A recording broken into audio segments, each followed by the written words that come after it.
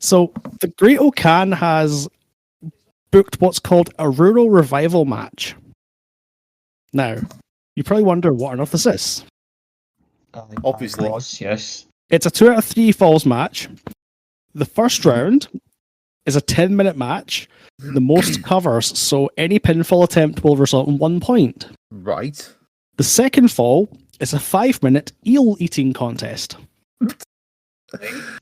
Oh, the obvious move after the first fall there. Yep. Yes. And the third fall is a strap match. Wait, can I just clarify? Are they using one of the eels as the strap? I don't know, but I would like to think so. That'd be great if they were. Can you imagine that? No, don't eat the last one. we need that.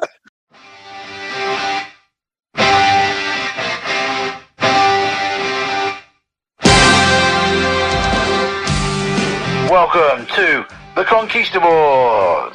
This week on the Conquistabores, they're still suffering the summer heat as we look at ECW Heat Wave 1998.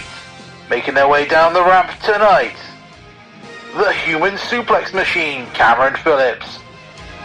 The whole effing show, Euan Taylor. The man who calls it right down the middle, Phil Doyle. And Hot Sauce Geordie and Milburn.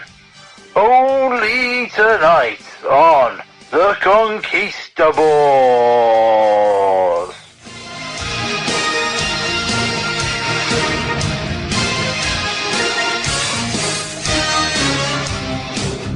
And Jim Cornette has 40 fits about this, probably. Probably. I mean, if he's not done it with that, you might have it with Danhausen and Ram Kaicho versus Mackie Death Kill, the team of Maki Ito and Nick Gage. Oh, definitely. He'll definitely have that. He'll go That's absolutely the match of the weekend right there. That is definitely match of the weekend. It's really WrestleMania surprisingly soon, isn't it? It's next Couple week. of weeks, yeah. Not this weekend, but the weekend after, isn't it? Weekend after, yeah. Yep. No, it'll be worth it. I Should think be I quite cool. might be fast forwarding through to the main events on those. Yep. It's going to be a 6-hour video file with only like 2 hours of wrestling on it. Well, I don't know. I mean, this is the first WrestleMania post Vince. Yeah, but if the Elimination Chamber was any indication, where it was like 60%, here's stuff about Australia. It's like, I don't care. Yeah, but it wasn't like the guys yeah, doing the mass transit system race. No. God bless them. Who was it? The Hogwins? I can't remember what they're called anymore. The Godwins versus... Smoking Guns. They should do that more often. They should do that, like how a race for wrestlers to actually get to the show. I win some kind of trophy and start a lineage. And some random like item of transport. Like, here's the Miz on a Segway. Speaking of lineages, do we think Al's going to turn up? Nope. A few moments later. So Al's turned up. I've turned up. Yes. Are you cooking? Yes. EC Dub. Great stuff. Said to be a bit of sarcasm. This is very much not an Al show. No. Which is a shame because it's actually a very fun show. It's a fun show, but as we'll get into, I think for me personally, ECW shows are kind of a hard watch. There's a lot of questionable situations. Really? It's not so much that. I mean, that is what it was at the time, and yeah, fine, sure. Whatever. For me, in ECW, it's always like there's like 1 or 2 really good matches in each show, but the rest is just kind of like weapon-filled garbage. I mean, and it's really fucking hard to get through all the dross like that to get to the good stuff. I mean, when the show peaks in the middle, I kind of understand. Yeah, I mean, I think this show gets a little bit... It suffers a lot from having essentially 2 hardcore matches in the last 2 show slots. Yep, agreed. You watched the show, Al? Yes. Oh, boy. Listen to that tone. To that tone. We're on for a wild night tonight, boys. Okay. I'll hold my hands up. I was wrong. Yep, You're indeed wrong. Whose pick was this? This is my pick. It was Euan's pick. This is Euan. So we ask the usual question, Euan, why this show? Oh, because it's still summer, isn't it? It's heat wave. We're in the middle of the summer. Wait a second, it's raining outside. It's really cold. was a segue out of a terrible comment I was about to make. No, this is regarded as one of the sort of better ECW pay-per-views of their lifespan, and it definitely has some highlights, but it also has some fairly lowlights as well. But we'll cover that as we go along. But we watched ECW Heat Wave 1998, the 2nd of August 1998, from the Hart Arena in Dayton, Ohio.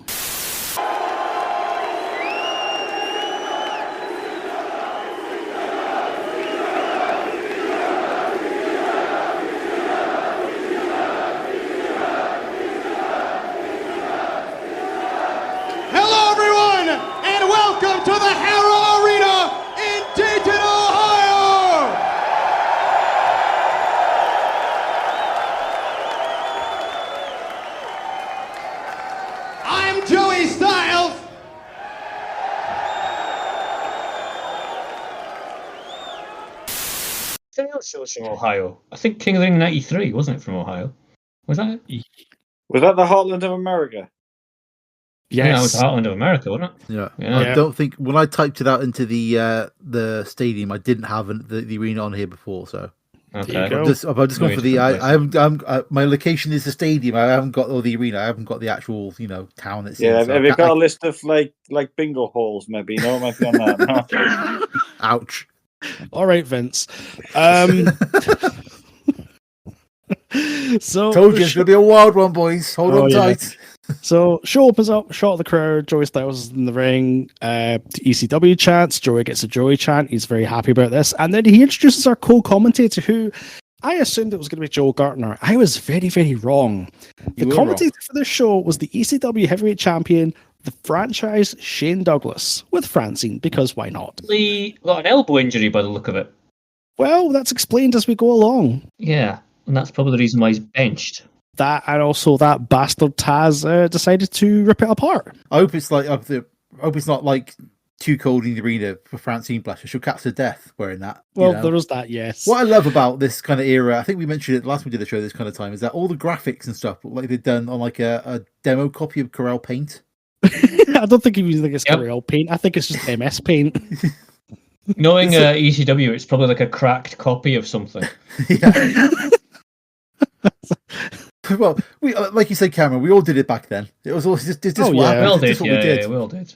Yeah, we all had some CD somewhere that had a cracked copy of Photoshop. Come and use this totally legal version of Photoshop. Just ignore the watermarks. But there is like a nice charm to it. I suppose these days it would have the what is it, Getty photos or whatever, kind of plastered all over it. Yeah. Yeah. Or the Shutterstock. When you say charm, Phil, is that in contrast to the lovely "show your tits" chant that Francine's getting from the crowd? I mean, it's off to the races straight away, isn't it? Let's be honest with ourselves. There's all kind pretty much, yeah. It is certainly an ECW show right from the get-go. Yeah, and there's all shenanigans between Joey and Francine that end with Thanks, Joey. You don't look bad yourself tonight. I bought a new suit. It's double-breasted, like Francine. But Joey, I bet you your suit didn't cost you $6,000. Like, well, my first comment was that obviously Douglas gets in the ring and he gets a kiss from Francine and he falls off the top rope. Fantastic. Shane then gets the mic and without any further ado comes up with the following line: "Cut the fucking music." Yep, this is ECW. Straight in there. Which I've got there's some issues around that because. We'll come to it, but some people get bleeped and some people don't. It's very strange. It's a weird one, yeah. It's a strange one, but that's fine because it's the franchise. Yeah, we'll go for it. Yeah, of course, we'll accept that. I'm not gonna try work out ECW logic. We'd be here all day. But yeah, Douglas is excited because Bam Bam Bigelow is going to murder Taz. Obviously, that's a follow up to Living Dangerously, the show before, where Bam Bam put Taz through the ring, which did not look fun. Infamous moment, which apparently I read up on this. Apparently, they did that by having Spike Dudley below the ring for the entire match, and he removed one of the boards when he was cued. Wow. Oh, okay. I mean, how could that have gone wrong? That whole moment is because of Spike Dudley. Well, we'll get to Spike later on, but what a pivotal man in wrestling he is. As Phil mentioned, we get a "show your tits" chant from the crowd towards Francine. Shane Douglas checks out the aforementioned tits and applauds them. Which, very respectful. Yes, very respectful of his female colleague. Indeed. Yes. And Francine has a bit of back and forth with Joey and then comes up with the following line. Joey, I bet your suit cost 6k like these, as he proceeds to thrust Joey Styles' head in between him and gives him a bit of a jiggle. I believe the technical term is motorboat. Yes, thank you. What a classy show this is so far. Thanks, Grandad. It's all Grampy Al. Oh, where's Elizabeth? That's what a valet should be like. Are we moving on to our first contest between Just About Credible and Jerry Lynn? we are, but the opening video has the following commentary. Tonight, the Rebels take over as the counter-country revolution gets hotter. I mean, sure. I think the Rebels took over a while ago, but that's besides the thing. But yes, our opening contest is the final match in the summer series. What's on the line? Nothing. Nothing at all. Whoa. The feud is on the line. Sorry, yes, the feud is on the line. The winner of this match wins the feud. Yes. It's the team of it's because Justin Credible has about 8,000 people that comes out with him. So it's just incredible with Jason, the sexiest man on earth, Nicole Bass, and Chastity versus Jerry Lynn, who apparently has no friends. Yeah, no friends with Jerry. You think you'd get at least somebody out with him, considering the other guy's got literally enough people to cover like each side of the ring. Yep. Including the what does Joey Styles say about her? Can we call her Russia because she's bigger than China? Yep, I did like that little sly dig. It's like it's not sly, not sly at all. Well, you know what, Joey? She was in WWE 2 months later or something, and she wasn't called Russia. So there you go. that is very, very true. Justin Incredible's 24 at this show, which terrified me. They mentioned Just that. incredible, isn't it? Yeah. Yeah, the name. He's 28. Is he? Joey Styles says 28. Yeah, he said, I've got it here. It's like Joey Styles says Credible is well under 40 years old. Yeah, he's just celebrated his 28th birthday. And I was like, okay. Well under 40. He's well under 40. He's like, well, what? Surely 30 is the closest bracket to that you can use to describe his age, like, not well under 40. Well, he's 12 years under 40, so yeah, he's well under 40, definitely. Makes no sense. It just seems like a really odd thing to mention. Like, what? I mean, there's not much else to talk about. This is just a match between two guys who said a series of matches. You know, what do you want? Yes. I mean, anyway, this is one of the highlights of the show for me because this was genuinely a good match. To be fair, oh yeah, it was really good. Totally, I thought it was the best match. You forget how damn quick Jerry Lynn worked. Oh god, yeah, he is like fast. Yeah, it's scary how fast he could actually go, and Justin Credible did keep up as well. I'll give him credit for that. This is about 20 minutes? This something one I think was like about 20-ish, something like that. It goes 14 minutes and 36 seconds. Oh, there you go. Thank you. So yeah, there you go. Official timekeeper. It's a nice lively opener. Gets the crowd going. And there's some more digs from Joey about, he has a little sports entertainment dig. He has a go about, was it the All Wrestling journalist who wrote off Just Incredible and that sort of thing? Yes. Which is fair enough, but like, it just annoys me out a bit, like the constant dig to the other companies rather than focusing on their own product. Like I get, the odd one here and there. But it seems like every other comment at some point is like a dig at something else, which is like, just do the match, Joey. And I mean, at the end of the day, which company's still here today? ECW technically only really lasted about 5 years. Yeah, and even at that, it was struggling. Yeah, at this point, were they being kind of the last 3 of them?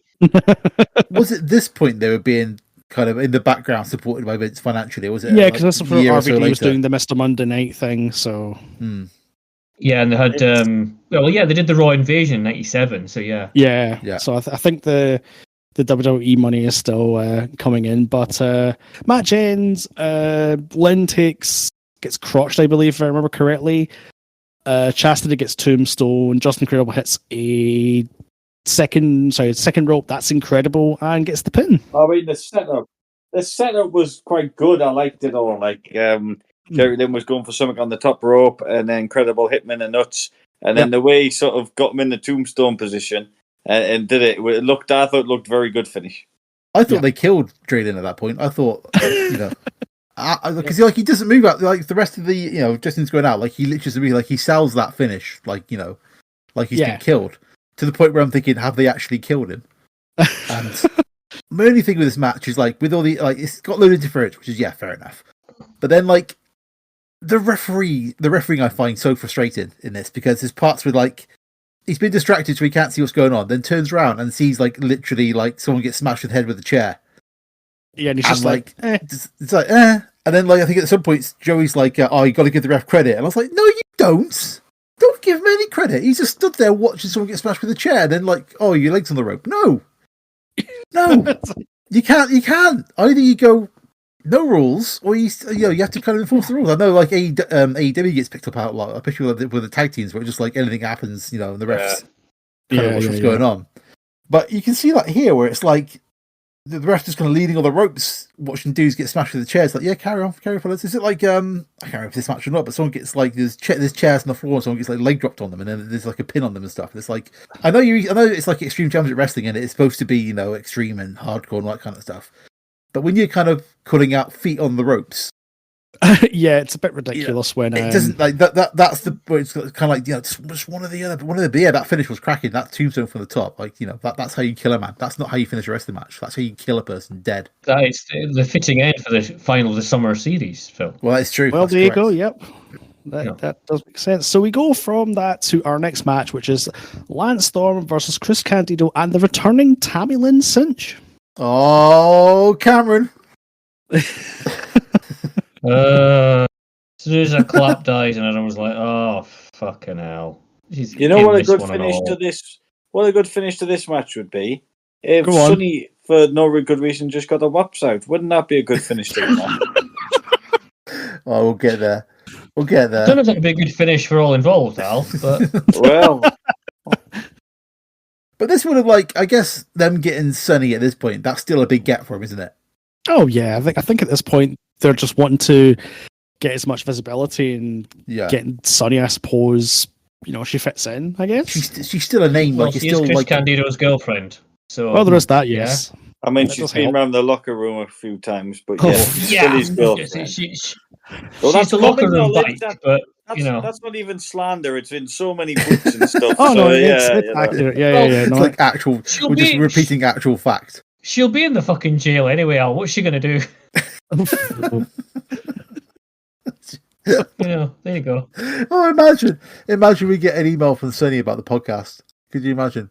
Yeah. Sonny at jailhouse.com. You're in the clink anyway, so fuck off. Oh my! You ruined Cameron's teenage years. Ruined them. So Candido I don't know. Is running about with a head guard on because apparently he's got an ear injury, so he has to run around and bark. Plastic surgery, put it back on, I believe they said. Yeah, he's only got one ear. Apparently, is the storyline. Like Mick Foley, he only has one ear. Yeah. I don't think Mick Foley's ever been in a match where we got a double noggin knocker, though. To which I wrote Gorilla Monsoon would be a very proud man. He's a very proud man. Again, though, the same as the first match, Candido and Lance Storm are two brilliant fucking workers. Yeah. Yeah, because I think these two matches are that kind of, that you talk about, Cam, like that other side of ECW where it's like two cracking workers. Yeah. Working they without basically let too people much go off the chain. Yeah, they're not being told, oh, you can't do that, and you can't do this, and you need to do this, you need to do this. They're not being molded to a product that they won't ever fit into, as WWF and WCW tried to do, a lot. ECW does let them go completely on their own thing, which means you get like a different style of wrestling completely to what you might get in mainstream shows. Mm-hmm. But it's still like there tends to be a lot of similarity in ECW shows. It's either like this kind of thing of technical wrestling and high-paced action, fast stuff, or just let's smash each other over the head with weapons. Yeah. And that seems to be ECW's two match styles. Either brilliantly technical stuff or garbage. You know what would be good? You know what? I'm glad that they didn't overdo certain spots. Like, it would be silly if every match on the card had a broken table and a chair shot in it, wouldn't it? Yeah. Yeah, that would be silly. I would say the silliest thing is a wrestler trying to do a roll-up on the referee. Yeah, Why? What possible reason would that be for? The refs at this point, like Tammy's in the ring, and she's arguing with the ref, and Candido goes to do a roll up, and he grabs her dress and pulls the front down. Oh, okay, as you do. Yeah, that wasn't convoluted at all. Yeah, it's just like, okay, I don't know why you would do that. But then you get like the blonde bombshell finish on Lance Storm, which looks amazing, and that finish is really good. But the whole bit before that gets like it kind of disrupts what was a good technical, cracking little match. It's almost like they had a really good match, and then somebody went, "Oh, but do this; it'll make it better." And Sonny's here. We need to get Sonny involved. Like, no, there's ways of getting Sonny involved, and then there's no. Yeah. But they had a really good match lined up, and then all of a sudden it's like, oh, we need to involve Sonny somehow. Some shenanigans happen, then it's like, okay. Someone in the corner of the room had that kind of like cartoon wolf thing going on, and just went, boobs, and then this is how it finished. Yep. Yeah. So speaking of shenanigans, we cut to a video of New Jack being the most New Jack person who ever New Jacked. Hey, we can get this going now. Get this going now. Huh? We ain't got to wait. We ain't got to wait. He's cutting a promo in the parking lot, and then Jack Victory turns up with the Dudley Boys and proceed to beat the living shit out of him. Lots of bleeping here on this bit. A lot of Jacks going on here, yeah. There is a lot of Jacks, and there was meant to be a Jack versus Jack match, but apparently that's now been cancelled, and apparently we'll never see New Jack again. Foreshadowing. I hope it was Jack versus Jack in a lumberjack match. That would have been amazing. That would have been amazing. That's it. That's the stipulation there, isn't it? Yep, has to be. And if you lose, you can no longer be called Jack. No, you get to be called, I don't know, Jill. King Jack. King Jack. Jack. If you win, you're the king of the Jacks. So we cut from the corpse of New Jack to Bill Alfonso and his whistle. Oh, there's a lot of shouting. I'm sure he says Daddy a few times in that promo he does as well. It's Mr. Monday Night, Daddy, and Sabu. That's the superstars. You gotta face tonight, brother. Baby RVD is disturbing. Yeah. Like I'm sure at some point he doesn't realise that Sabu's his tag partner. And they all want to see Rob Van Dam and you, my partner, Sabu. It is quite cool the way that it's basically like RVD be like the most arrogant twat possible to his own tag partner. Yeah. Well, I mean, Cyber doesn't talk. I think it's quite funky that way. Yeah, it's the classic sort of odd couple where you've got RVD, who's this very outgoing, loud man. Then you've got Sabu, who doesn't say anything. Apart from, but he's there. Does he say like Hayabusa and they say bless you? I think that's the joke that goes through the promos, isn't it? Yes. The contenders tonight come all the way from Japan. We got the two top guys from Japan. Akushi, bless you. Hayabusa and Hakushi, yes. Hakushi, bless you. And Bill Alfonso shouting about losers and all this kind of stuff. I don't know what their names are. The Japan losers. Japanese losers. It's okay, cool, wicked. I mean, that's he didn't go racist. Let's give him some credit. No, not at all. Toying the line. We've had way worse comments from the commentary teams in the promos regarding wrestlers from the Orient, so I think we can count our lucky stars there. Yes, this is not a early 90s WCW show, for example. Also, at the end, RVD doesn't get bleeped. And what everybody else has already learned, Rob Van Dam is the whole fucking show.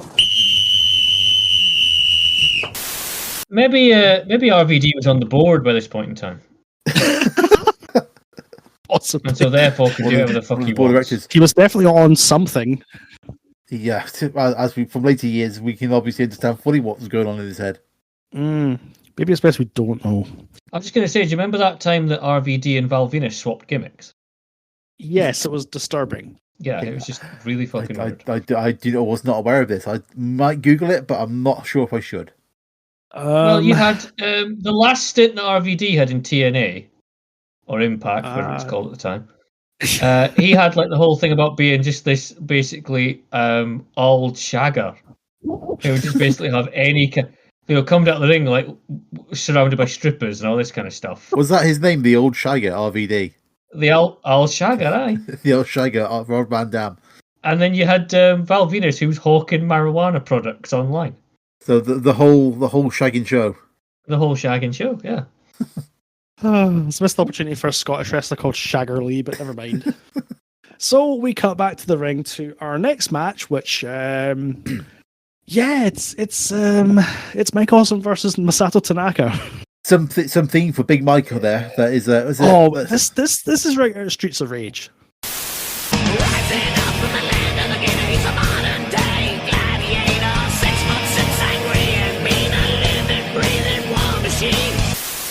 It's like, I think his lyrics are like, he got over in Japan. It's like, what the hell's going on? And he's got this crazy mullet. It's just like, what? It's just, oh my goodness. He does win best mullet of the show by leaps and bounds. And you kind of look at Big Mike and you're like, oh geez, this is going to be like flipping like Adam Bomb or something. And then he does like the top rope backflip he does. The elbow. And he's like, oh crap, Mike Awesome's actually awesome. It's insane. And Tanaka comes out and he's still big, relatively small compared to Tanaka, compared to Awesome. Masato Tanaka is still wrestling to date. I watched him. I don't. Based on what they do in this match, I don't understand how that man could do anything. Essentially, well, he can do a lot of things and more. Meanwhile, Mike Awesome is, not so awesome. Let's see. Yeah, Mike Awesome is no longer with us. Masato Tanaka, is he not booked for Progress? He's either been. Yes, he is. Yeah. So he's doing Progress, he's doing Pro Wrestling Noah, he's still doing the Sliding D, he's still fucking mental. Just like to point out at the beginning that Mike Awesome gets bleeped when he swears. Into the midsection and a side headlock. Shoulder block.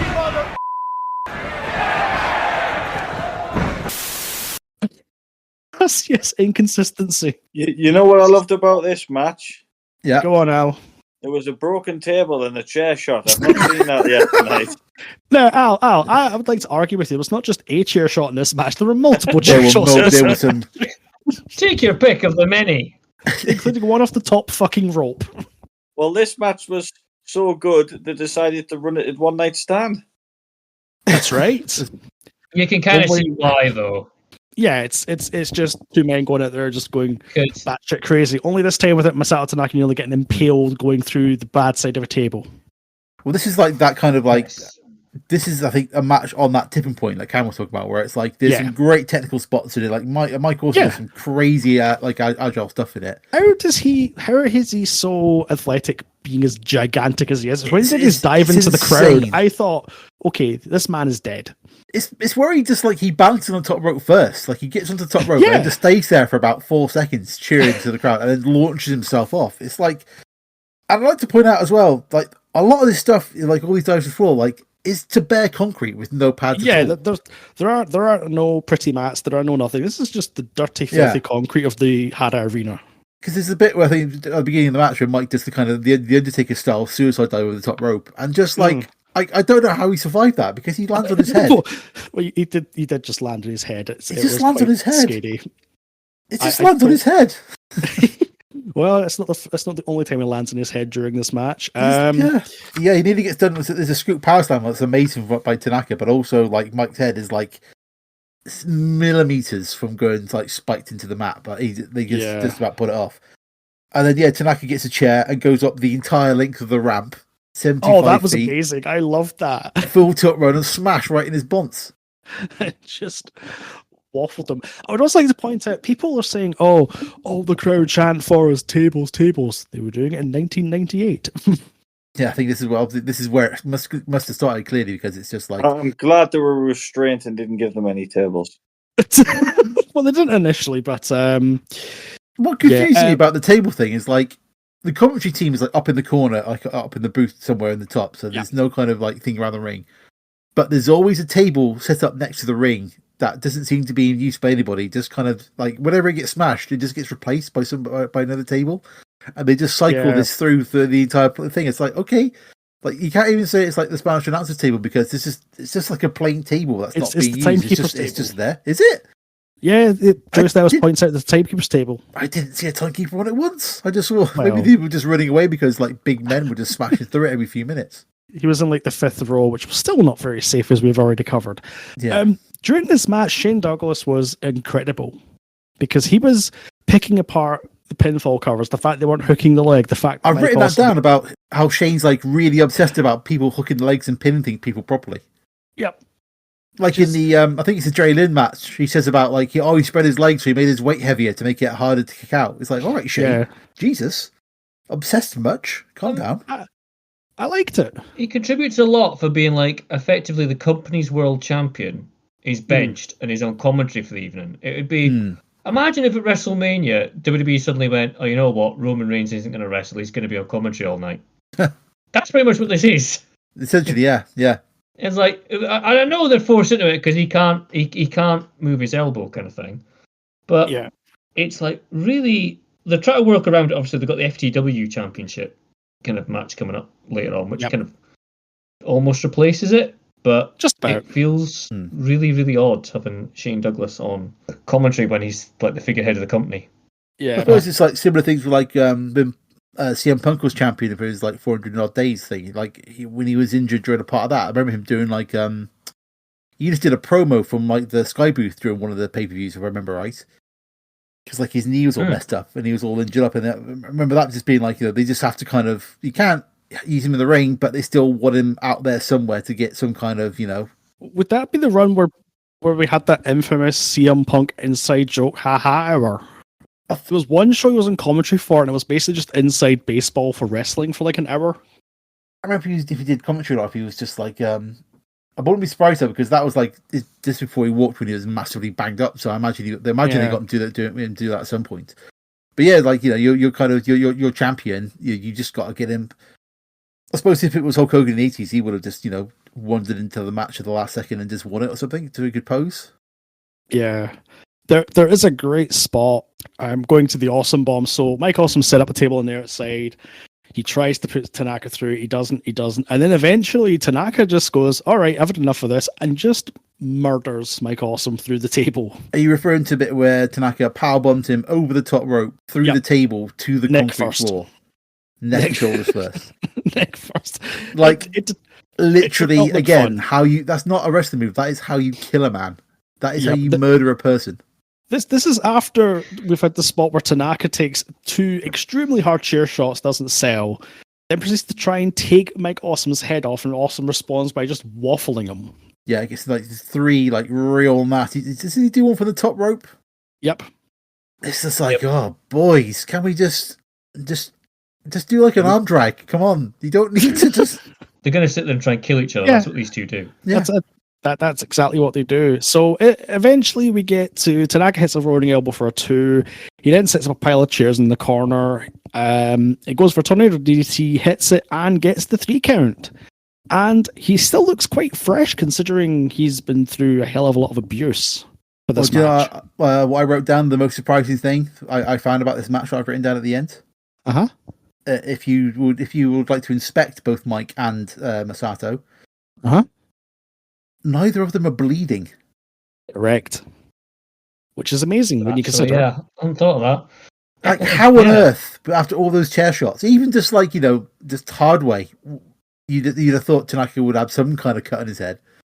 But I guess his fighting spirit is so strong, he just refuses to bleed. I mean, that's the only thing I can assume. Or they are both robots and they have skin made of Kevlar. Exactly. Because, like, if this was like, Moxley, he would have bled before he'd even got into the ring. Oh, yeah, definitely.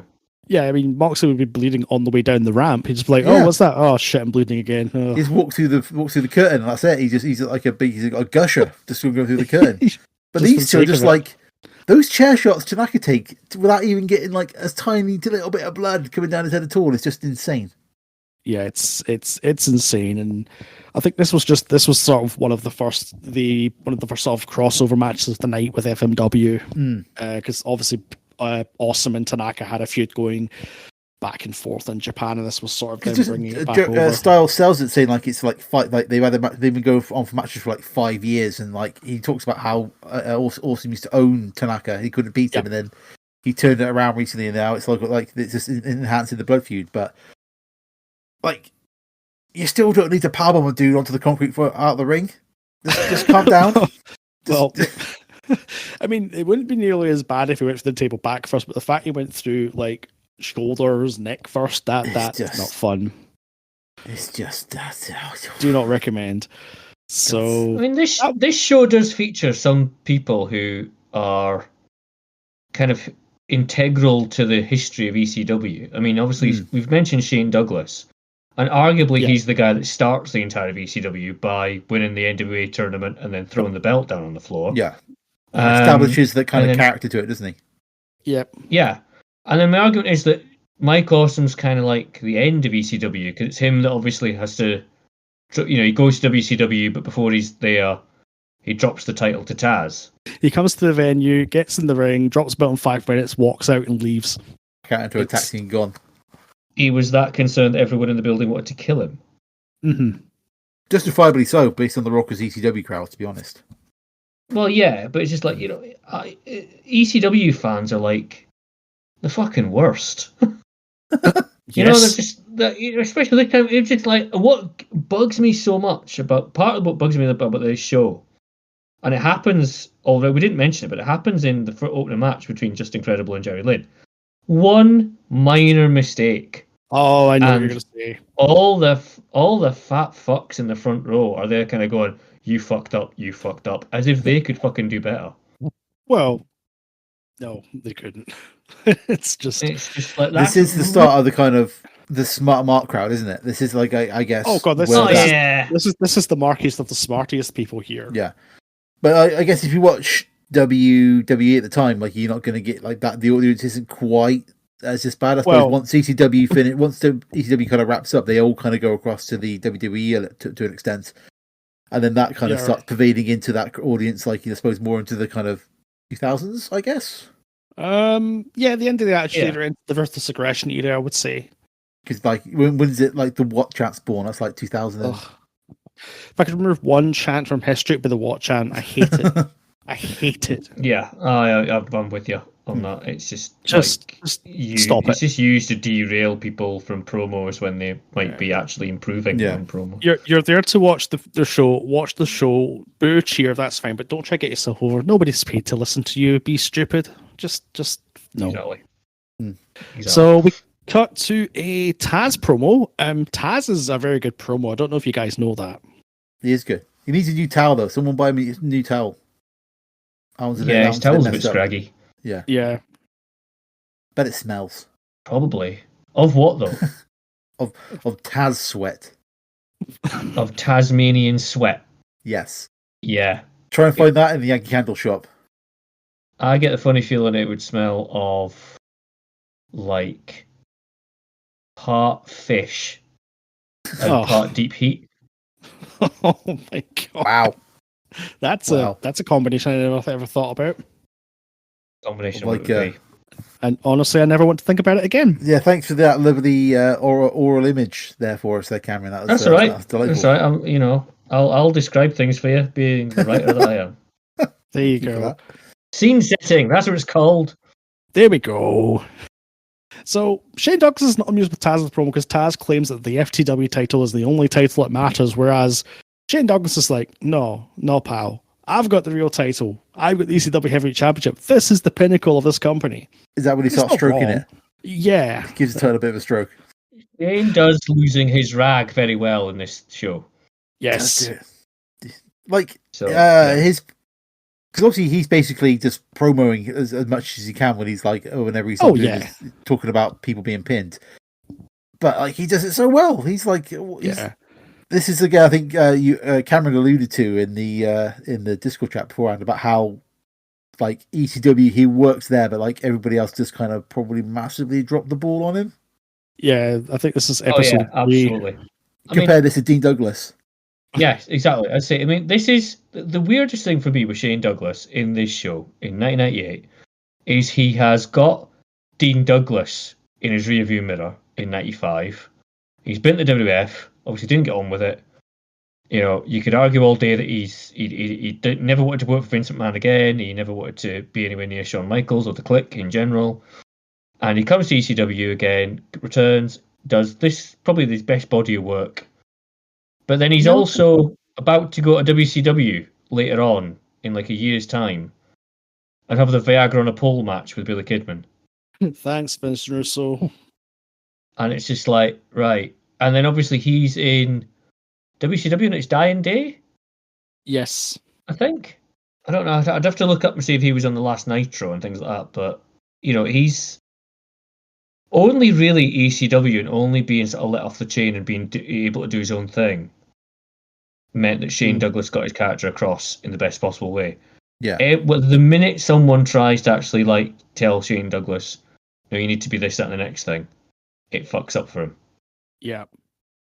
And you could see that as no one knowing what to do with him, or you could see that as Shane Douglas not being great in receiving instruction and getting a catch out of a set of circumstances that people want him to adhere to. I think Shane Douglas is part of that school, though, who's basically give me some bullet points, I'll get them across, but don't tell me what to say word for word, because then he can't make it his own. He can't make it something sincere, which I think is what a lot of people go, oh, he's a terrible promo. No, he's not. He's just terrible at reciting somebody else's words. I think he's one of those wrestlers where it's hard to put him in a gimmick. Like his gimmick has to be himself, kind of turned up. Like kind of like Steve Austin was at the time, where it's like the ringmaster just didn't work. But as soon as he kind of broke out of that and began to work on something that was true to himself, that's where the kind of connection kind of started with the audience, and that's where he could kind of really kind of stretch his wings in the ring and that sort of thing. Which I think is what kind of Douglas is doing here. He's been able to kind of take himself and accentuate it and create the kind of character he is now at this point. And that works. It's when you kind of try to crowbar that into something else. That's where it probably doesn't work. He needs to be able to do it based on himself to kind of really kind of engage with it. Whereas, Dean Douglas, that's never going to work, is it? Especially during that period where it's like everyone's got a job. Yep. So, but the way he kind of goes, he kind of goes in and out. It kind of accentuates the point that kind of ECW, especially this point, is kind of like a way station for people. Even though I think this card's probably has got the majority of their most stable kind of wrestlers. You got Jerry Lynn, just incredible, RVD, Sabu, those kind of guys. Tommy Dreamer in the main event, that sort of thing, and Sandman. I suppose it was only really when the money began to run out that those people went to other companies. But beforehand, you think about Jericho was only there for a short period, Mick Foley was only there for a short period. I suppose 95, 96, 97 ECW was we'll just show up for a bit, earn some money, and then get another contract out, one of the big two. Yeah, I think for a lot of wrestlers, ECW was really the proving ground for new gimmicks or just trying something different. Because if it didn't work, then it's not the end of the world because it's ECW. Yeah, it's people kind of finding something in themselves and then being able to take it elsewhere and not do it properly, but being able to do it on a bigger stage. So we cut back to, actually, tell a lie, we cut to a promo of the Dudley Boys and Carlisle's favorite personality, Joe Gartner. Joey Styles is not a fan of Dudley's, is he? He's not a fan of them at all. He's not. Notwithstanding, it is now my extreme displeasure. I don't want to hear from these guys. You know what? The Dudleys are backstage. They've got something to say. I don't want to hear it. You fans at home can watch it. Personally, I can't stand them. No, I agree. He really hates them. He really hates them. The best line in this promo is, "Dreamer, you can give your soul to Jesus, but your ass belongs to the Dudleys." Yeah, I like that. That's good. There's a whole weird mental image going on there. It's just... Yeah, there's a lot of talk about, there's a lot of cross imagery. Yeah. It's just okay, this is getting kind of disturbing. I was enjoying the kind of cadence of the promo, and the words and that sort of thing. But the whole time I was like, "Cameraman, can you just stay still? Cameraman, just stay still. Cameraman." Oh yeah, but get off that swing. Was ECW style. Yeah, get off that swing. Just stand still and just film the guys. Don't keep going in and out of that guy's face, please. Just can you just calm it down? Yeah. At this point, I was like, "Oh man, I'm almost missing Kevin Dunn and his super no, Phil. I'm almost like, oh, just give me that. Mrs. Kevin almost. Dunn. Well, the only way I would miss Kevin Dunn is if I missed him getting put into a meat grinder alive. If I missed him with my car. Just saying, the man is a cunt, and I hope he lives a miserable rest of his life. Anyway, he's not in the jail though. Not yet. Yet. Sonny is. But... I think it's a matter of time, yeah. I definitely think so. Maybe. Yes. It'll be like John Laurinaitis when it turns out he's actually the real victim in all this. Wow, that'll be a turn up for the books. Like, if you remember, that was Laurinaitis' defense, wasn't it? When he kind of came out about the court thing. He was like, actually, I'm the victim here. Thank you very much. It's like everyone goes, yes, really sure, don't John. think you are, John. Really don't think you are. You might think you are, but that's because you're an idiot. But anyways, did anybody else think Yokozuna was going to turn up at the beginning when the music started playing in the next match? I think it's probably a WWE Network overdub. Yeah, I think they just took Yokozuna's theme and just like put it down a couple of. Yeah, I was like, is Yokozuna going to come out or no? That would be amazing. And then Joey Styles again, for all you sports entertainment fans, you'll remember this guy used to be called whatever it was. It's like, oh, Joey, he's off. Yes. Hakushi, yes. This is the former Hakushi, otherwise known as Jinsei Shinzaki. So this is ECW Tag Team Championship match. Champions RVD Sabu against Jinsei Shinzaki and Hayabusa. Hayabusa does not long for this world, unfortunately. I think it's like a couple of years later he's dead. He think paralyzed himself, didn't he? First, well, obviously. Yeah. Or did he? Oh, he's not dead. Sorry, he's not dead. He paralyzed himself. Sorry. Sorry. I was going to say, I don't. Potato. He's dead. Yeah, dead, paralyzed. You know how it is. Hold on. He died in 2016. Oh, there you go. Did he? On the Wikipedia. God, yeah. There you go. Yeah, there you go. 3rd of March, 2016. Shit. Yeah. So I was He right. is a Japanese professional wrestler, stage actor, musician. Okay. What? I would like to hear some Hayabusa music, please.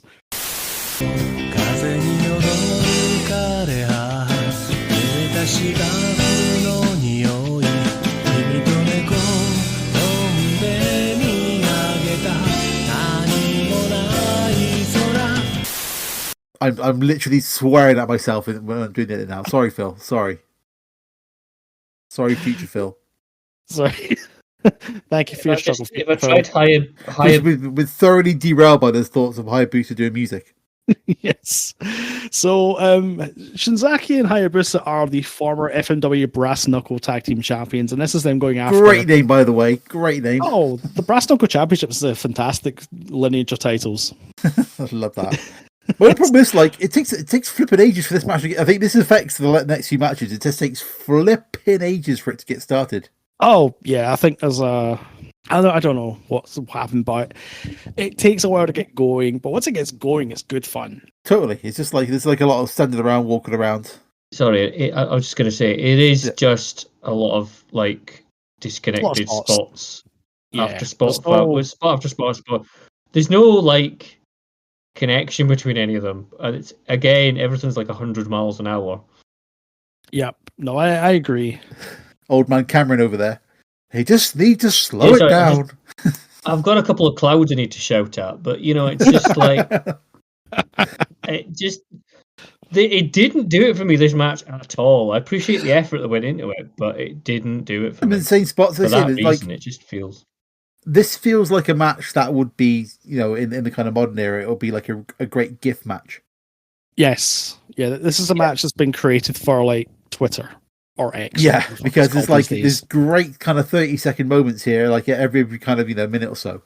But like Cameron says, the story that brings it together into the thing that doesn't really flow.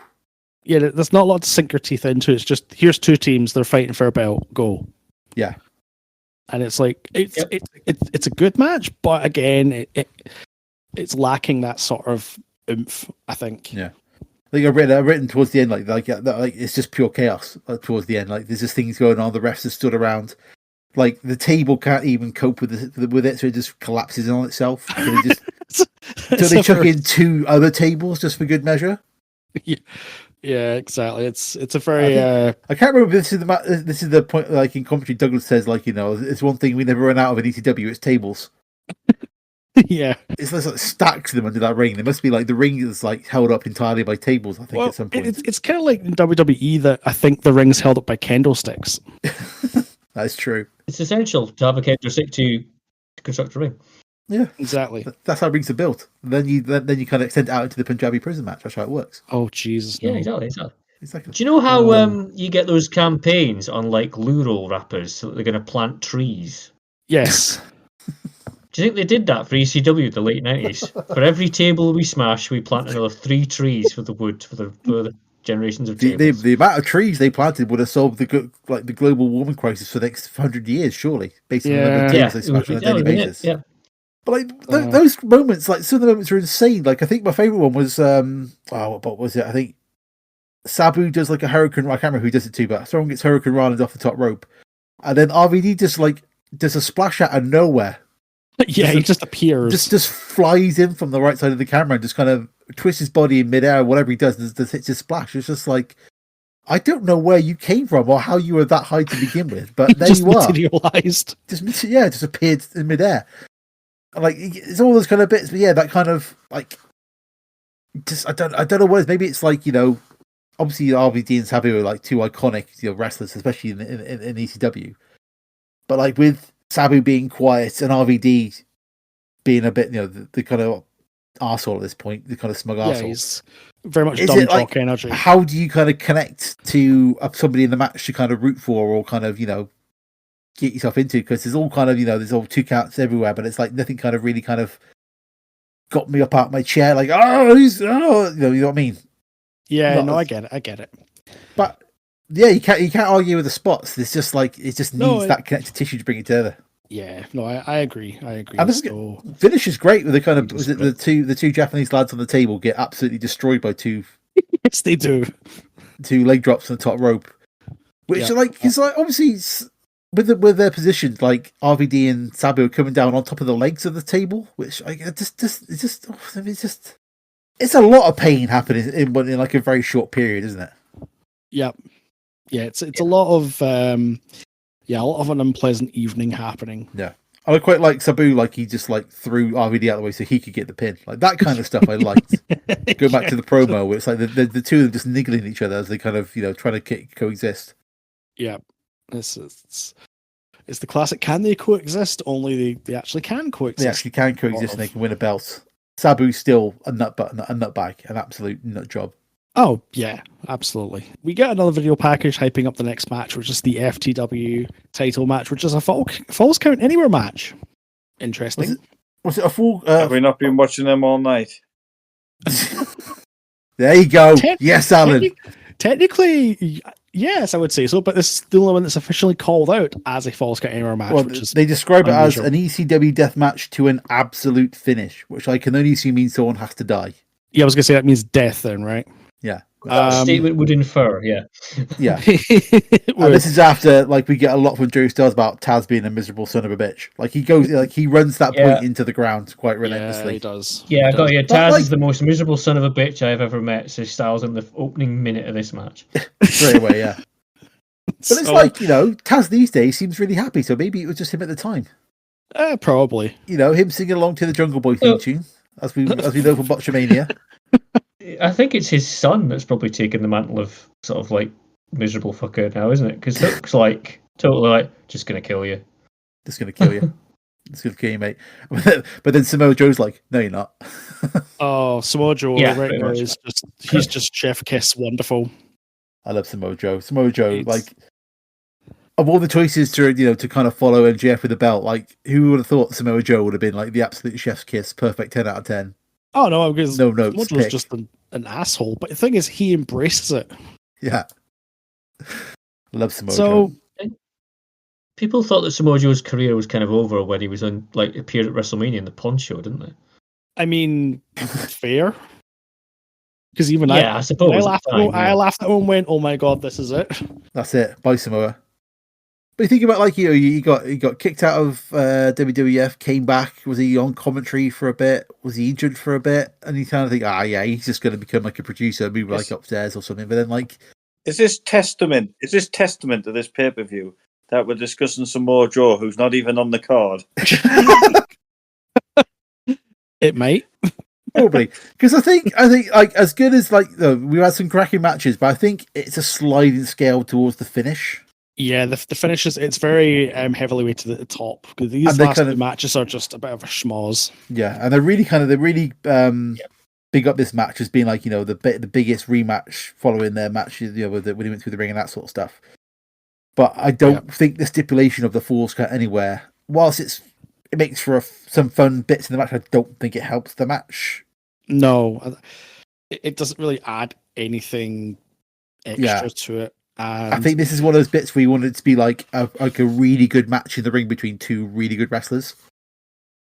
Yeah, like the bits like like Taz is just like suplexing Bam Bam around like crazy are brilliant.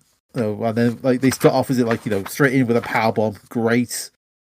But then like as soon as they start going off to the crowd, it's just like lots of people being run into chairs and lots of people, lots of just kind of like things like moves onto concrete, which just kind of I just want to see the two of them wrestle. I just want to see the two of them having it some. I think this is a match that's just been created to basically lead to the final spot where last month he was put through the ring. This time he was put through the ramp. Mm-hmm. And you get the great image of Taz scampering up to out of the hole and then just proceeds to put a choke on him. Yeah. It's just it's a bit unnecessary, but all right. I think that's the thing because they go through they go through the ring and then it's just like everyone's just kind of stood around for a bit, just wondering what's happened. Yeah, like I've written down like, are we done? Like, is that are they just gonna like crawl out under the ramp out the back and that's it? They're done. Are we just gonna I think half the crowd were like, "Oh, that was so cool." The other half of the crowd were like, "Was that meant to happen?" Like I get that kind of you want that kind of like, is that real or is that fake? Or was that meant to happen? That's great. But it's like the fact we just kind of like sit there on a hole for about a good 3 minutes is just like, okay. Yeah, it's a bit sort of. It gives Shane Douglas a lot of time to like shout about how both men are dead. That is true. Shane Douglas is in full like sell mode at this point. He's just Shane Douglas is the highlight of the show, I think. Oh my God! What the?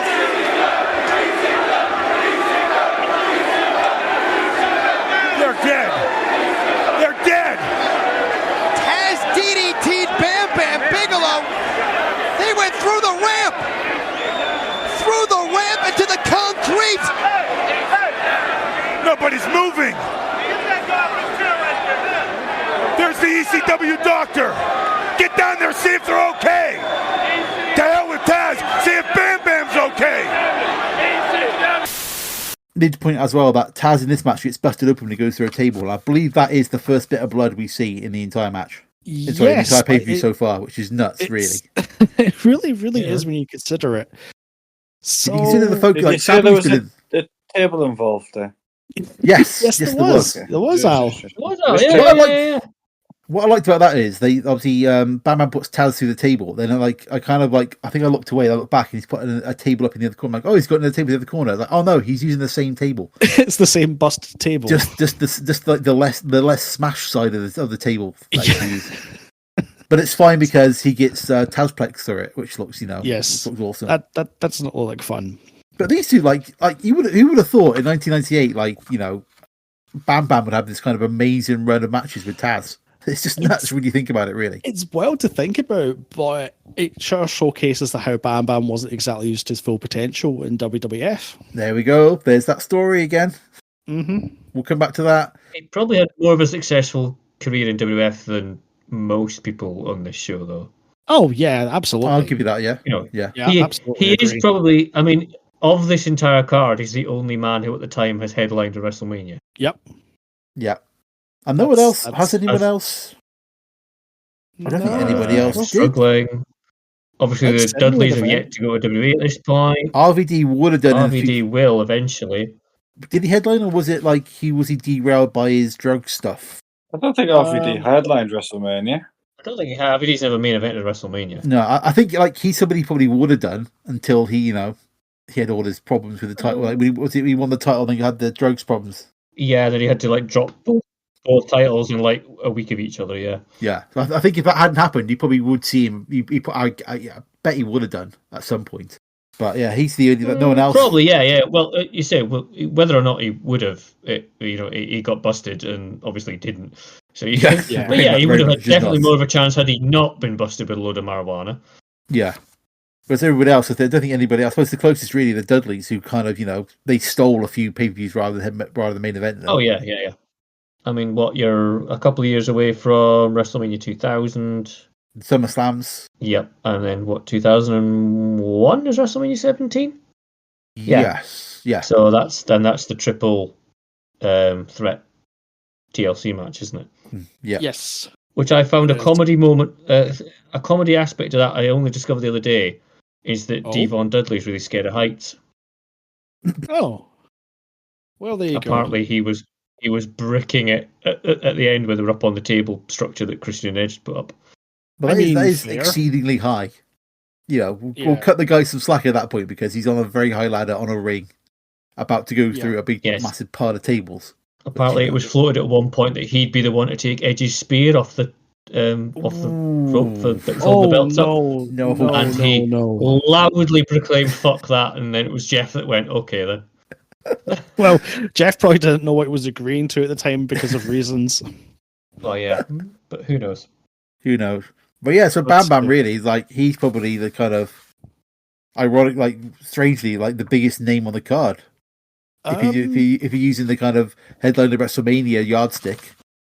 Yeah. I mean, he's for the metric of that, yeah. He's certainly probably the name that most casual fans would be familiar with. They might know RVD from his appearances on Raw, but they'll see Bam Bam and go, "Oh, I know him." I remember Bam Bam. He had Luna Vachon. Exactly. He fought all the doinks. It was brilliant. Brilliant's been a bit too strong. That was Jerry Lawler. Sorry, he only fought Little Dink. Bam Bam Bigelow did. That is the match, isn't it? Where he just gets really annoyed and just starts beating them up. But it's Doink and Dink against him and Luna. There we go. What's this Survivor Series match? Maybe it's one of Jerry Lawler. Jerry Lawler versus Doink. Jerry Lawler, yeah. It's Doink the Clown versus Lawler with the King's Court, and that's with Bam Bam on the squad because he just kind of gets really annoyed. There's nothing to do with Bam Bam Bigelow and midgets. Nothing to do with Bam Bam Bigelow. There was something with Bam Bam and Phil's trying to make this real. There was it? Did you have a dream the other night? No, was it not the Survivor Series when Men of the Mission were dressed up as doinks? Yeah, but that had nothing to do with midgets. The Wishwhackers. Yeah. And that's what I'm thinking of then, because I just remember Bam Bam just getting really annoyed while they're messing around and just starts laying it in really heavily on somebody. I think you're kind of mixing up 3 matches in one here. I mean, it's not hard. Booking something here. It's not hard based around all the dunk stuff that's going on at the time. They all just kind of smear into one at some point. It was that match with Bam Bam Bigelow and RoboCop, wasn't there, Phil? Oh my god! Listen, no, that's when he would have done a heel turn and become a Mountie.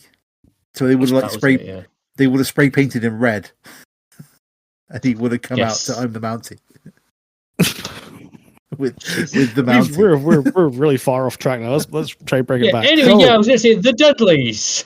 Yes, we've been into our main event, a Dudleyville street fight. The Dudley Boys, consisting of Burberry Dudley, Devon Dudley, and Big Dick Dudley. Big Penis Dudley. Big Phallus Dudley against the team of Tommy Dreamer, Sandman, and Little Spike Dudley. I'd like to point out that the blood quota gets another mark on it as Sandman is bleeding before the match. Yeah. Impressive. He starts going. The only person to bleed outside of a match tonight. Euan, is there a table spot in this match? I think there's possibly a couple. There's possibly a couple, yes. Considering the Tommy Dreamer team come out with a ladder each. Of increasing size based on Spike's got the smallest one, Tommy's got a medium one, and Sandman's got the biggest one. Yeah. But when the Dudleys come out, there was complete no music, and so the crowd would just boo him and all sorts. And Joey Styles so they cut a 20-minute promo before the main event. Yeah, this is it was a roller coaster emotions. So I like that them coming out, and Joey Styles no, I'm not going to talk about him. I don't care what you tell me in the truck. I'm not going to talk about them. I hate them. And then there's there proceeds to be a 20-minute promo of what's his name, Gertman, introducing each person. Yes. Which individually, some bits of that were funny, but it's when it's dragging on for about 10 minutes into what is supposed to be a ridiculous blood feud between everybody because they literally murdered Beulah, snapped a neck into 2 or whatever it was. It misses the high spot. I mean, actually, Beulah's there. Unfortunately, it's a sex doll. It's been dressed up as Beulah McGillicuddy, but never mind. I believe they referred to it as Beulah McGillislutty. Is the name that she's given. Yeah. Like I said, classy show. Classy show. But it's and that's the thing that bothers me is when because they talk about how it's been this horrific act they committed and they killed Beulah or whatever, and Tommy Dreamer comes out as Sandman and he spends 10 minutes going around the ring talking to the fans and having a drink and doing all the stuff, and then they get in the ring and they come down a bit. It's like this is supposed to be a blood feud with you kind of like getting revenge for the person who's been murdered or whatever. Like, because when the match starts, it's like a shot they don't do of like the three of them in like it's like from the ramp into the ring, and you see like all the Dudleys that's there, kind of looking down, waiting. And I'm like, they're gonna get jumped from behind. They're gonna get jumped from behind. They're gonna get. Oh no, they're just gonna come out normally. And it's like weird. I just wanted it to start off as like really hot and just like, you've killed my life partner or whatever. I just want to get revenge and my hands on you straight away. But they just spend ages with the intro and it just drags the air out of the room a little bit. And once it gets going, it's all right. You know, you get all the carnage that you want, but it's like, let's just get going. I did enjoy Spike Dudley being used as basically a like stack of potatoes getting tossed about. All, isn't it, in wrestling? It's just to be like absolutely just demolished by people. He does it like, well, though. I suppose like the most iconic one is like him being just like powerbombed by Brock Lesnar, like through the ring. Yeah. Like the most vicious looking powerbombs you've ever seen in your life on poor Spike. But I'm glad, like, when the Dudleys jumped across the WWF, they didn't bring all these guys with him, and it was like just the two of them and maybe Spike. Like, because this whole entourage is just like, oh boy, can we just get to the? Can we just like have not? Everybody's got a huge entourage. I don't think Joel Gertner would have gone well, even in the Attitude Era. To be honest, probably. Can you imagine him getting kind of like? I think Joel he would have needed to kind of bring it into the point where what his shtick wouldn't be as funny. And I say funny in quote marks, like, you know, some of like he's like these days it's like, oh god, that's like, you know, not even Ricky Gervais would say that on a comedy act. You know, it's like a bit kind of a bit over the top, but some of his lines are funny, you know. But it's that close to knuckle thing where it's like you probably couldn't. There's probably a short window where you probably could have got away with it in WWF. You know, that kind of maybe the tail end of its show being there. But like, I don't think it would have translated across to that audience with what he would have had to do to kind of, you know, restrict himself to what the TV, you know, networks and that sort of thing wanted to kind of. I don't think it would have worked quite as well. But I think that's the thing. The thing with ECW, like a lot of their stuff worked here really, really well because of the atmosphere of the crowd and the kind of, you know, just the kind of tension in the air. But as soon as you try to take that somewhere else, it for some reason it just like whatever match it's in, like it is produced in these matches and pay-per-views, like it just kind of falls apart a little bit. It's really weird how there's this kind of like magic aura over this thing that kind of creates this amazing thing, but as soon as you go somewhere else, like it just kind of falls over a bit. So this was basically just every street fight you've ever seen. Just a lot of plunder, a lot of crowd brawling. As Cameron said at the top of the show, this is where we definitely started off with the best stuff, and by the time we get to the main event, it's just schmalls. That's all it is. It's you know, fine as it is, and then to make it even worse, they end the show by just having New Jack come in and just slam shopping trolleys on people's heads. After he was supposedly never coming back again, or whatever it was. Yes. Yeah, supposedly, he was never coming back again, and it's just like, oh, he's injured and he's been beat up. Jack Victory obviously comes down to help the Dudleys, and then... So we end up getting our weapons match inside this other match. Yeah, so you end up just like a massive load of weapon spots at the end of a weapon match anyway. So sort of redundant at that point. It's a shame, really, because if you have this on kind of as like a crazy match after a load of kind of, you know, quote normal matches, it makes sense. But it's where you've had crazy match after crazy match after crazy match. It's just like it just starts to become a bit numb to it. But again, like exactly. It's another gift thing where like you can take out like individual parts of this match and it's like, oh wow, that's awesome, that's really cool. But it can't string itself together to make it coherent. It's just absolute.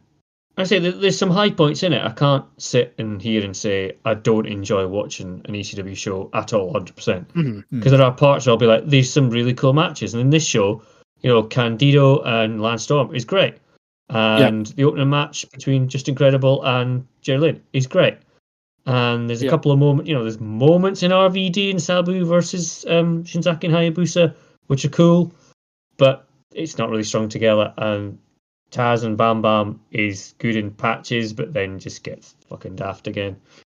And it's just like there's always moments. It just gets fucking daft, man. And there's all these moments where it's like, yeah, if they fucking just gave a bit more contrast and toned some areas, some matches fucking down a little bit, you'd be okay, and it'd be really good. But I'm not surprised as to why, a lot of the bigger companies like your WCWs and your WWFWEs, whatever, nicked a lot of the ideas that ECW had, because they probably made those ideas far more bloody palatable for a television audience.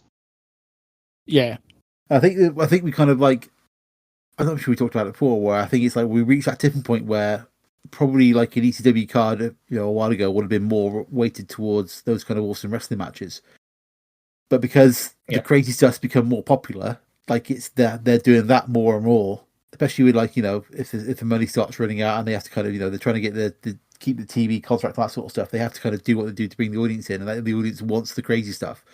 You start doing more and more of that to bring the audience in, but then, it just kind of starts becoming too much, and you lose that kind of core wrestling. You just start you just start losing like part of the audience because they just want a good match as opposed to a load of crazy stuff. Every match having the chair and a table spot in.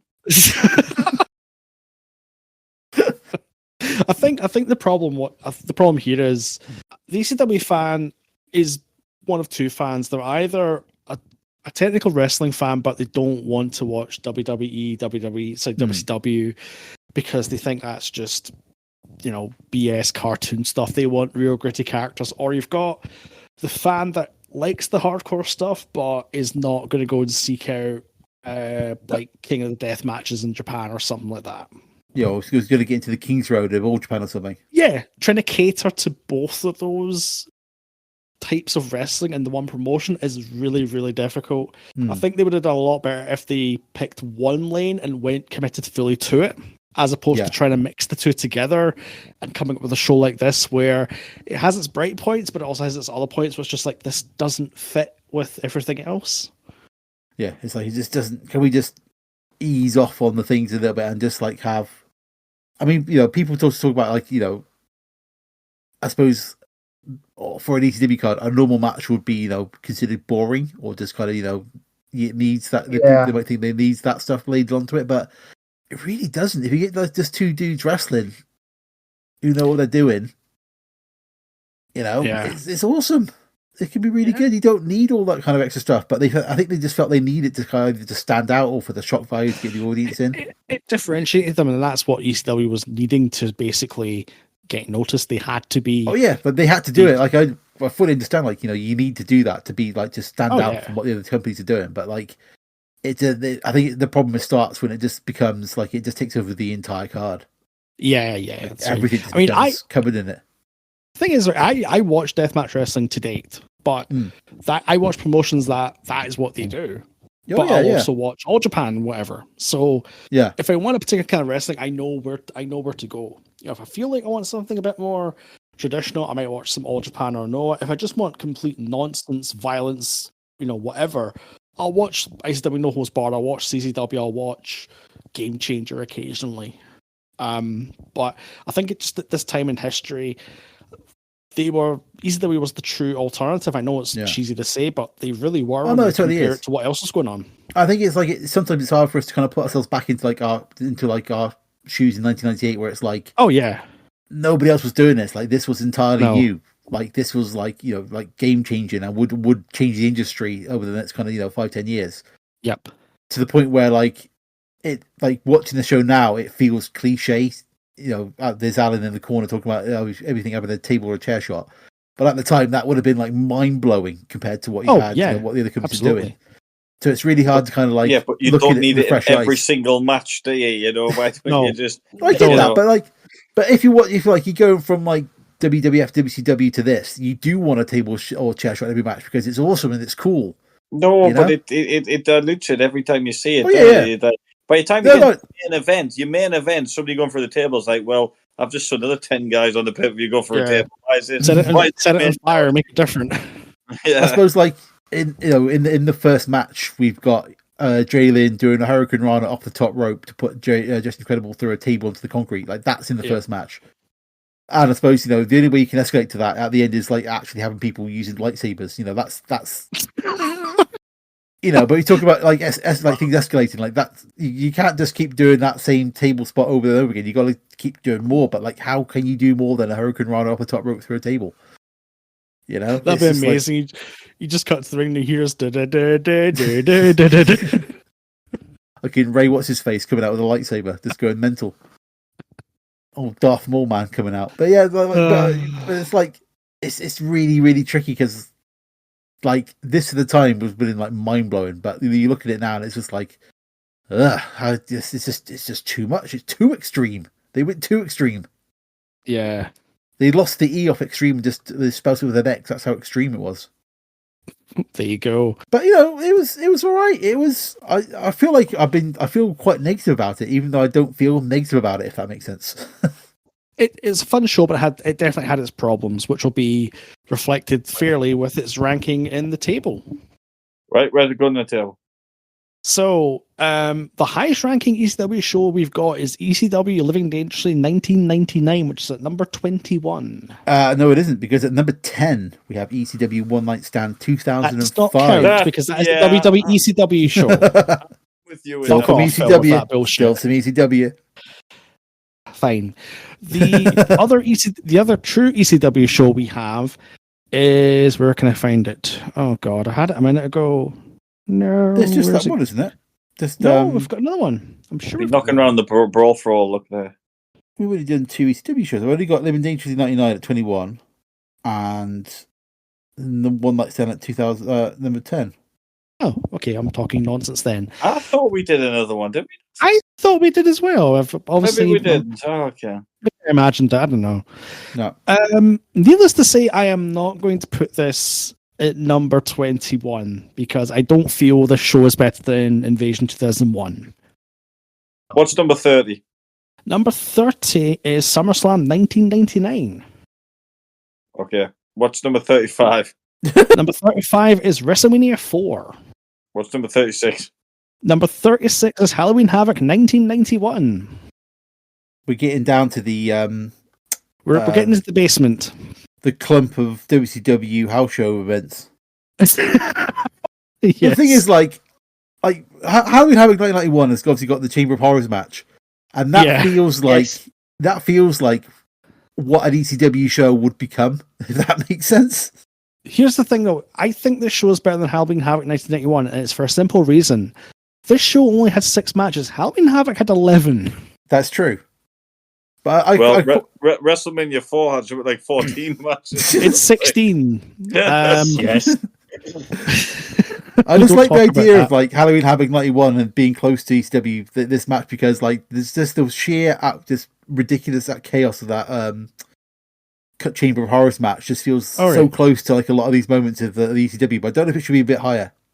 I think just for being a snappier show and it not being such a clusterfuck involving animal abuse, Oz, and a Chamber of Horrors match, which was just horrendous, I would say putting this at number 36 would be fair. I'll live with that. What was 37? 37's Royal Rumble 1988. Obviously, that should be top 10 for Al, but we'll move past that quickly. Yes. Yep. So, ECW Heat Wave 1998 is the 36th best pay-per-view of all time. Hooray!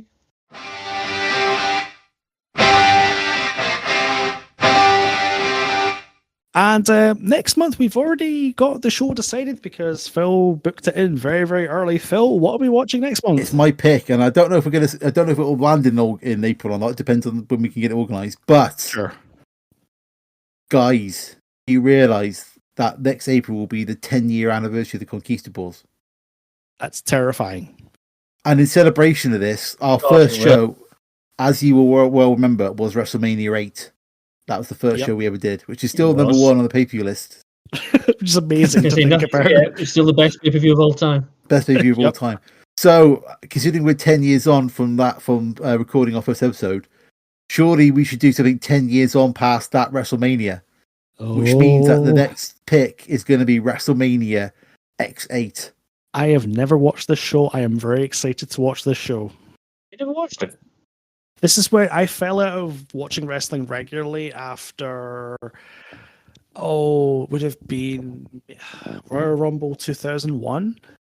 Yeah, I think I dropped out around WrestleMania X7. Like, once the kind of invasion thing started, I just kind of fell out. So, yeah. I wouldn't watch this one either, I don't think. I watched X7. Then I think that was it. I didn't watch again for a number of years. So I missed this whole era. I missed the NWO returning. I missed Rock Hogan. So it's gonna be a very, very interesting watch for me as a first time watch to see what I think of it, because I know the show's quite well regarded. Look, so when did you get back into it? When did you get back into wrestling? Let me find out. Hold on. Because we met in 2003. We did. Jesus Christ, Yeah. 2003. Wow. Fucking hell. That's older than, just to clarify, that's older than my firstborn child. Wow. That's enough out of you. Who's now at university, by the way. That's enough out of you. Yes. Just to factor that in there. Well, No. For me, I think it was when Edge did his big promo about having to retire. It was like kind of after that when I got pulled back in, like a year or so after that. I'm just... Yeah. I was out for a long time. Oh, you were for a long time. I'm just trying to check which one is. So the first pay-per-view I remember watching again would have been... Talk about yourself for a minute. I need to find this. I'll come back in a sec. Yeah, so WrestleMania X8. Yes. What about that wrestling, boys? I'll tell you. Hoofed. My favourite match, isn't it? Yeah. I'm going to say it's not the match with Hulk Hogan. Possibly. I just think if you're a sports entertainment fan, that is the match. Carnal. TLC 2012. That wasn't the WLC one, was it? Is that the Ryback one? No. Let me see. Is it the 6-man tag? No. No, it's not that one. Yeah, no, this is the one. The main event is Dolph Ziggler against John Cena with the Ziggler's contract on the line, because Ziggler was Money in the Bank at the time. Yeah. To watch this because it's a Shield debut. Oh, shit, in the 6-man tag. You're correct. Sorry, it's a TLC match. It's the Shield against Ryback and Team Hell No. Team Hell No. Yeah, I remember that one. That was a classic period when the Shield were like riding high on people, and Team Hell No were being awesome. I think it was actually the Shield that got me back into it, because I recognized Dean Ambrose because I watched him as John Moxley in like CZW and that, so I recognized that. And Seth Rollins, I knew briefly. I think it was in Ring of Honor. I kind of saw him, because this is when I sort of Tyler Black in Ring of Honor. Yeah. So I sort of stopped watching like mainstream wrestling. I was quite into. This was me and my big sort of Jakara, IWA Mid-South, that sort of era, my independent wrestling era, which I'm sort of floating back into. And I think it was when I realized that these guys, obviously I knew they'd gone to WWE, but I hadn't really seen much of it. Then I saw the Shield and just went, this is really fucking cool, because they ran roughshod over everyone, basically. You know, they came out for the crowd, they did their own thing, they had no... That whole run of the Shield going crazy with stuff was amazing. Yeah. I'll tell you what, though, it's even got 3MB on the card, this has. That's right. They're a 3-man band. Did you enjoy the surprise appearance of the Brooklyn Brawler? That was a weird moment. The Miz, Alberto Del Rio, and Brooklyn Brawler. One of these things is not like the other. So yes, WrestleMania X8. I am quite excited to watch this show. Mm-hmm. We need to get like cake and candles for the 10-year anniversary. Yes. I watched WrestleMania 18 live. I did, and wow. It was like I was a nostalgic teenager. Well, I wasn't a nostalgic teenager, but just seeing Hogan in the ring, and we might get a lot of that. We might get a lot of that in the next episode. We're gonna get a lot of Al gushing in the next episode. Hogan's first WrestleMania for 9 years. Oh man. Yep. Nuts. It was. It was such. I don't want to say it now. I'll say it. Save it for the show. I'll save say it for the during show. the match, but because I hadn't really seen Hogan wrestle that much in the WCW period. So it was good to see him. Good to see him. Yeah. And I don't know whatever happened to The Rock. I don't know if his career sort of tapered off after this, but I hear he's doing okay for himself these days. Yeah, he's doing all right. Do you reckon he's got another WrestleMania in him? He's probably got another couple, I would say. The thing last week's Raw, when he just basically destroyed Cody Rhodes and smeared his blood all over his belt. Like, that was... Meanwhile, Triple H is backstage going, I could do that. It's like, no, you couldn't. No, you couldn't. Not with your heart, pal. Just don't even try. Please don't. Please don't, yes. I could have another 25-minute long match. Oh, God, yeah. No. And people thought that was all good. People thought Triple H's time at the top was great. It wasn't. It was boring as fuck. Yeah. Yeah. Oh, there we go. I finally found it. Extreme Rules 2014. That's when we had WLC. There we go.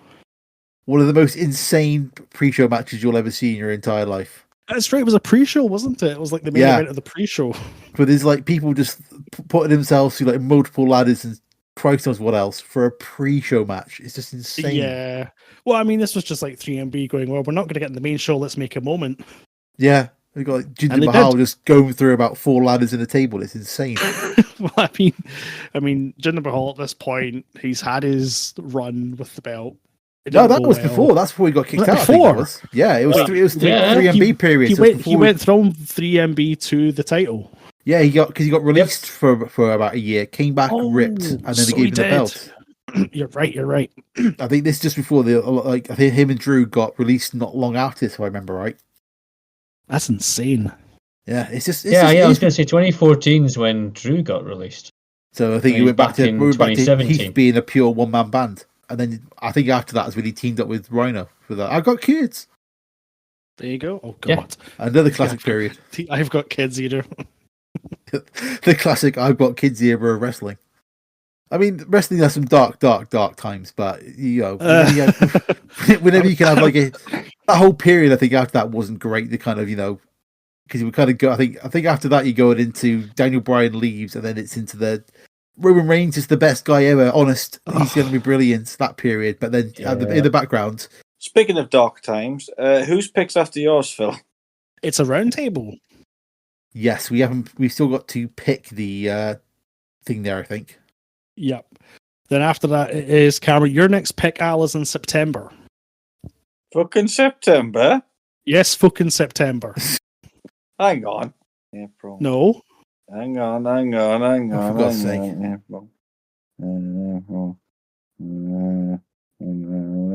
Okay. So I'm bottom of the list this time. That's upsetting. Wow. Wow. Is that my birthday present, is it? Yes. We'll say that it is. I'm going to make sure I choose some 24-karat shite for you guys. Then that's fine. That's true. Sorry, you mean that's what you normally don't do? Maybe me and you want to swap because then I can get a birthday pick because it's in July. I'll negotiate with you and see if we can pull a swap there. I think we could do that. Or I'll just update it. Are we just picking on your birthdays? Is that the rule now? You get a shorter pick on birthday. Because I'm in charge of the. Because me and Euan have had it for 2024 this year. Well, it's just bad luck, isn't it? But because I'm in charge of the spreadsheet, I feel like I can kind of pull rank. You know what I mean? All right. Okay. Fine. I find these upsetting turns of events. Yeah. Oh, you know. Yeah, I think as the editor of every single show, I think I can pull rank every now and then. You know yeah. I suppose. Yeah, it's true. I mean, you could replace this with like AI and be fine, but you know.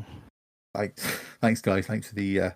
Listen, like I had to find ages for a comedy joke sound effect for last month's show. I did appreciate that. It took me ages to find that.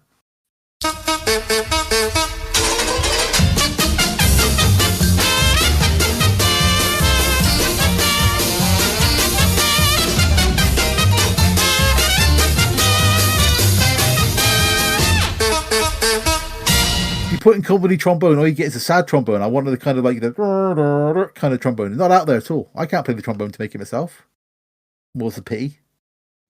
Did you have to AI a trombone? You should have just played the noise from. I suppose that is quite sad. The noise from That's it. Price is right when it goes wrong. That's sad. I didn't want that. I want it to be like, like when like a sketch finished in the Two Ronnies, and it was like like that kind of, Sometimes I only repeat things twice. You're a fraud. I'm not talking to you. You're a fraud. I'm not talking to you. This man is a fake. This man is a fake. Oh my God! They're all doing it. They're all doing it. Oh, let's get out of here. Oh, let's get out of here.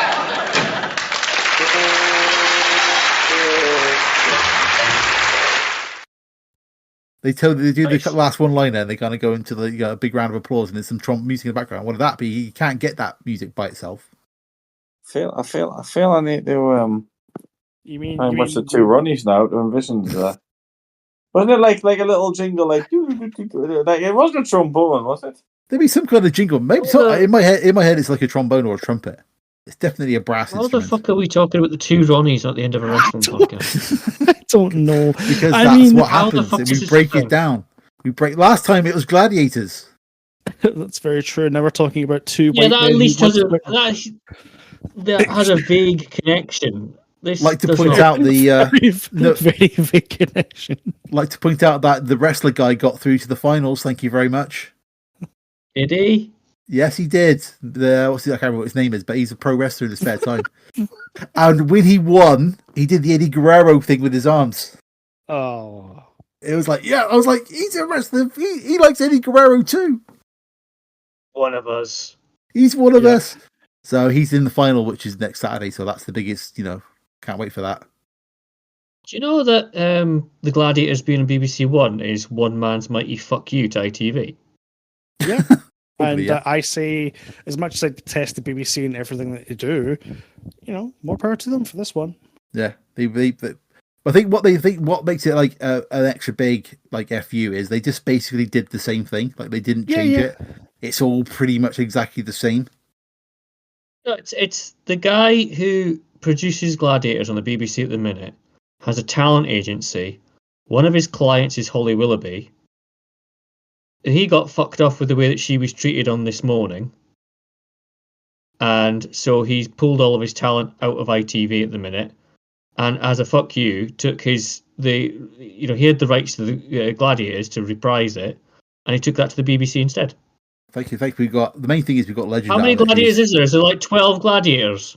About that, I think. Even though like Sabre got injured and did a hamstring. 10 of them are signed onto his talent agency, so he gets 40% of their future earnings. Wow. Nice. Well, whatever Legend gets, he deserves, because he is literally a legend. He doesn't really need the money, to be honest. He's got an empire of his own. What was his he came out with, like, he was in the Gauntlet event, and like he kind of came out and said, Legend, you weren't very good. And he was like, oh yeah, but there's no I in team, but there are 5 I's in amazing individual. I was like, yes, Legend for Sports Personality of the Year. Make it happen. Get him the Spotty trophy right now. Just hand it over to him. Dear. And he was like, oh, I wasn't very good in that event because this morning my rabbit died. The whole crowd are like start laughing. He's like, why are you laughing? What? It's really sad. Why are you laughing? It's like, oh, he's so good. He'd be a great wrestler. He just gets it. He just gets how to get a crowd annoyed. It's brilliant. Sorry, that's Gladiator Corner again. Sorry about that. I don't know if I'll end. I don't know if I'll end on the full Gladiators theme this week, like I did last time. No, I think you're really overplaying that spot. If we did it again, I think the Two Ronnies theme should be playing. I'll go for that. But like with the Gladiators theme, I was like, when I was editing it, I was quite surprised that one of the lyrics is like, "Are you a streetwise spider?" is one of the lyrics. I mean, you gotta do what you gotta do to get like rhyming stuff in. So I did. It's like, "Are you a streetwise spider? Do you have the heart of a tiger?" That was the lyrics. I was like, "Wow, that's like a 4:30 on a Friday job. That is. That's 10 to 5 on a. Oh, we need to get this out, lads. Just write something down quick. Streetwise spider. Go for it. That'll do. That rhymes with tiger. Get it out. Get it printed. Is it not a streetwise fighter? No, a streetwise spider. Gotta move like a streetwise spider. Gotta breathe the fire of the tiger. Are you sure? I'm pretty sure. Gotta move like a streetwise spider. All right, I'm googling the lyrics to the Gladiator song now. I'm sure it said Streetwise Spider. Fighter. Surely Streetwise Fighter sounds such a better line. Streetwise Fighter. Yeah, that makes way more sense. Maybe, but I'm sure, like, I might have got done by subtitles on YouTube when I did it. Essentially, is this a case of one man's weird songwriting or Phil's ears? Probably Let's find out. It is. Streetwise Fighter. If it only win, ready or not, let the challenge begin. Streetwise Fighter. Hey, I've got it. The lyric is, gotta move like a streetwise fighter, gotta face the fire of the tiger. Phil, you are an idiot. I'm an I was idiot. going to say, a Streetwise Spider, what? Like, he goes... He goes that, home now like, for his bargains, yeah? I'm never gonna hear anything else other than Spider now when I hear that song, though. It's always going to be Streetwise Spider. I think the definition of streetwise spider is Arachnoman. Exactly. Arachnoman will always lives on in my heart. This might go a bit funny because I'm playing for YouTube, but I need to hear the two Ronnie's bits, so give me a second. Oh my God. I don't know if it's only me who can hear the two Ronnies, or if you can as well. I don't know. We'll find out very, very shortly.